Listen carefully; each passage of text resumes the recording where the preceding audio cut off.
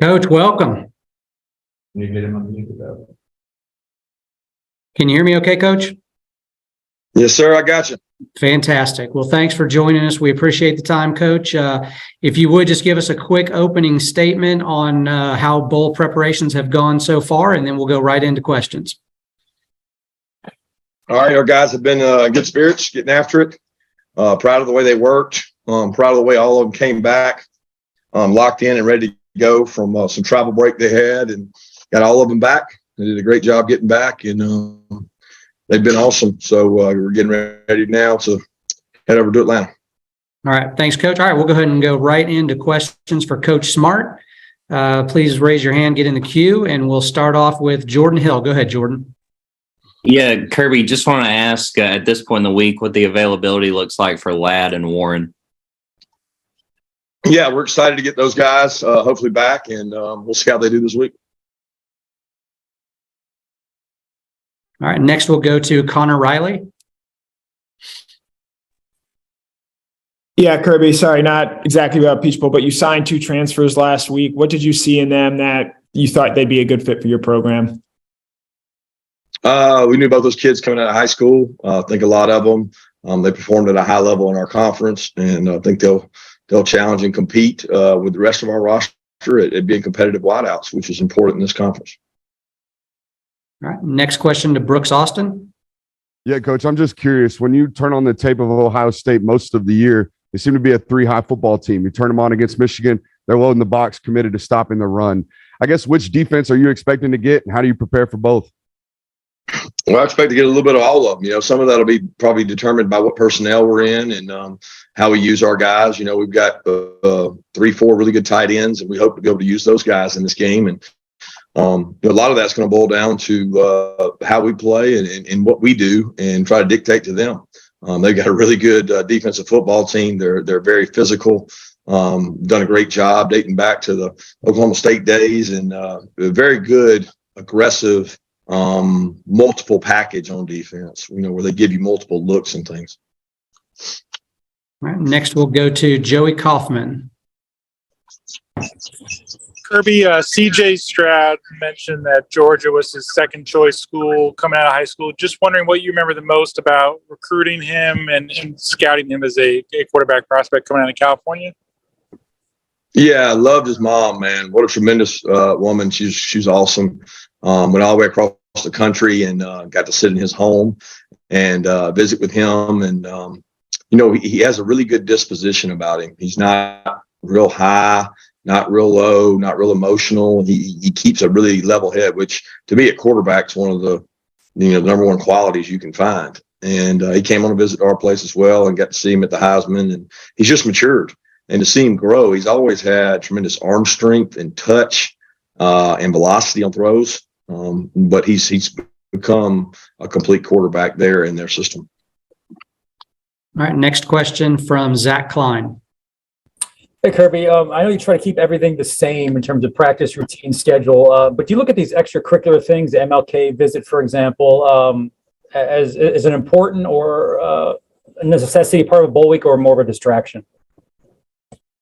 Well, I think it's part of the bowl process, and this the merger is unique between CFP, the playoff games, and the bowl games, because the bowl games have their traditions, have their beliefs, have their sponsors, and those traditions are very important to the bowls. I mean, any of the playoff games that you can play in, even with them rotating, they have bowl traditions. I went to those bowl games as a coach or a player a long time ago, and they started those traditions. So their traditions are important to them. The playoff and the meaning of the game is important to them too, but you have to balance the two. You got to make sure your players understand this is my off time, and they have activities that are scheduled, but we also are here for a purpose, and it's a business trip. It's not just a joy trip, and the balance of those two is important. So I look forward to the activities. We had them last year at the Orange Bowl. It's important to get your mind off of the game at times, and those activities allow you to do that. All right. Next, we'll go to Bill Rabinowitz. Kirby, you obviously have more than just one good tight end. You have two, multiple ones. What kind of pressure does that put on a defense, and how special are yours? I think it's just different. So much of college football now is 11 personnel. So when you play 12, it's always different from a defensive perspective because what sets they can make. They can be a little more multiple, but you probably lose some speed when you do that. And that's probably what makes ours different is we don't sacrifice a lot of speed from 11 to 12 like some teams might. And to stretch the field vertically and horizontally, you need speed.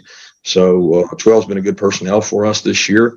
We're excited about 13. We got some guys that have been out through this bowl process. It's given us a chance to work those guys. So it's a good opportunity to get your best football players on the field, and I think you have to do that.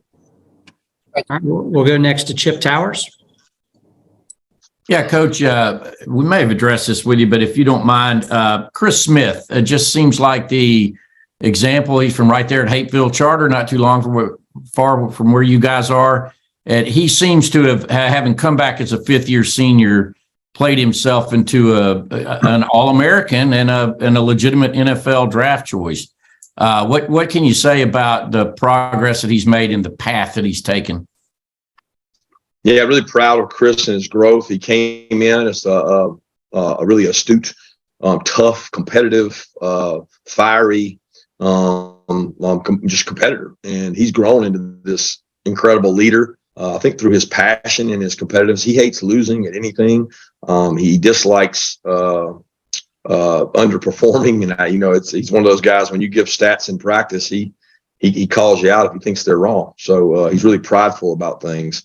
But he's a product of our development, and he came in and has really blossomed into a really good safety prospect at the next level. And just proud of the work he's done. I mean, he's a great example of if you stick around and grow in this system, you can be really good. And a lot of his buddies and friends left and moved on, and he stuck around, and it's proven to be worth it, just like Devontae and Jordan did.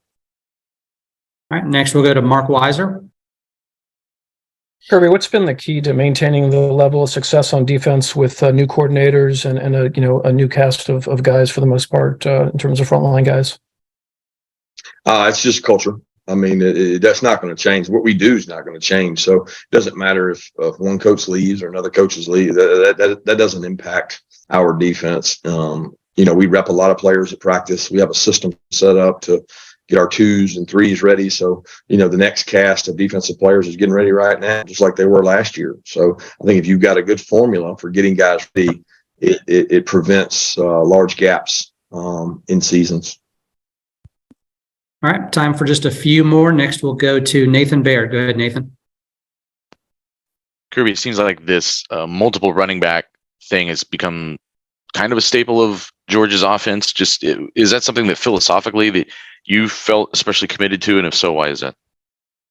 Well, it's really about health and necessity. Throughout our conference, we've done studies, and very few backs have made it through the entire year with a large burden. They tend to get injured. You look across the NFL right now, the number of injuries at running backs, it's rampant through a 17, 18 game season. And then, we're playing off of 12, 13, sometimes 14, 15 game season, not to mention the preseason camp stuff. So we try to build it where 3 to 4 backs can contribute and play. And some of that's dictated by, whether we have leads in the fourth quarter or whether guys are injured. But we don't want to get into this part of the season and not have depth. And that's what the rotation provides us. All right, next we'll go to Anthony Dasher. Anthony, I think you're on mute.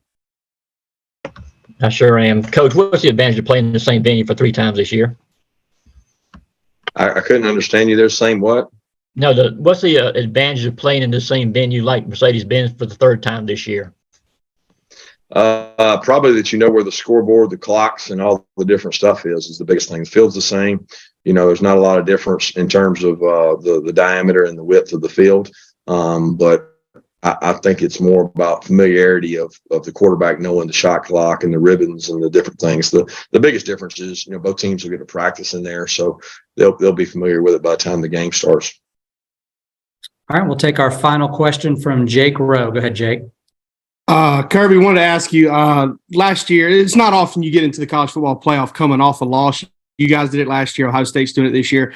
Can you look back and think about anything that you guys got from kind of maybe that bitter taste you had in the mouth and all that time off coming off a loss and focus, energy, whatever?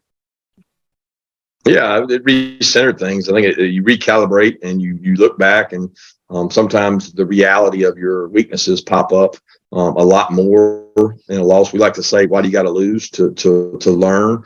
You shouldn't have to do that, but it certainly is a wake up call on teams I've been with that it recentered everybody and refocused everybody. But obviously we've tried to do that without that. And sometimes it helps, sometimes it doesn't, it's just one of those things. All right. That's all we've got for you, Coach. Thank you very much. We appreciate your time.